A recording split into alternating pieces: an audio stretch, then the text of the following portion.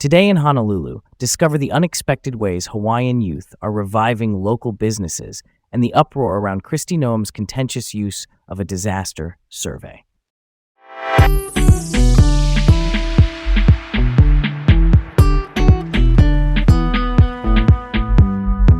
Hi, I'm Leah. And I'm Garrett. Welcome to Laid Back Local, the news of the day with Leah and Garrett, coming to you from Honolulu, Hawaii. All right, here's where we begin. Controversy erupts over Kristi Noem's utilization of Maui wildfire survival sex survey findings. Recently, Tegnawa, a Filipino feminist disaster response group, released a report about survivors of the Lahaina wildfire, which happened on August 8, 2023. Sadly, it took 102 lives. The report, issued on May 29th, highlighted that 1 in 6 Filipino women exchanged sex for basic necessities after the disaster. It's heartbreaking, right? That's pretty intense. So Kristi Noem, who's the Homeland Security Secretary, used this info to call out FEMA, the Federal Emergency Management Agency, for what she saw as a poor response, right? Exactly. And here's what got people fired up. Hawaii's congressional delegation, along with the report's co-author, criticized Noem for kind of politicizing the tragedy. It was seen as using the survey's sensitive findings for her own political agenda. Plus, there's this uneasy bit about federal agents under her authority allegedly intimidating immigrant communities involved in the survey, right? That's a whole different layer of worry. Yeah, it raises big questions about women's rights and post-disaster treatment of immigrants. Sometimes the use of data from sensitive surveys like this can be explosive in the political arena. Oh, totally.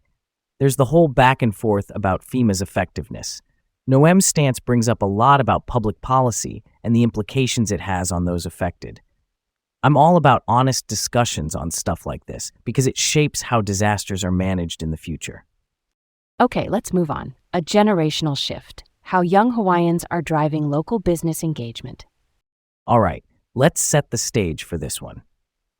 In Hawaii, younger generations, like millennials and Gen Z, are making efforts to support local shops and eateries, and it kind of blossomed after the COVID-19 pandemic. You've got folks like Leah who spearheaded initiatives to keep local community ties strong. Real talk, that's inspiring. The focus on local businesses is crucial. Small shops in Hawaii faced stiff competition from big global chains and struggled with things like a tight labor market. It's challenging keeping these businesses afloat, especially post-pandemic when financial pressures are real. For sure. Over 1,000 businesses in Hawaii had to close during the pandemic. But there's been a flip side. From March 2021 to March 2022, Hawaii actually added over 2,000 new small business establishments. It's like a phoenix moment, don't you think? That's a story worth telling.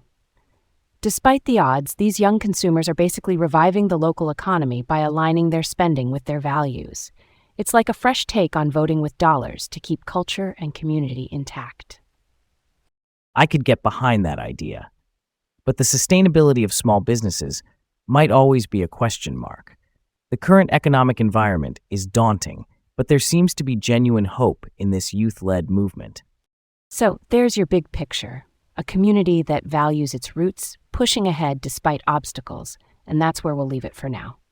Thanks for tuning in to Laid Back Local, the news of the day with Leah and Garrett, here in Honolulu. Have a wonderful day, and make sure to join us again tomorrow.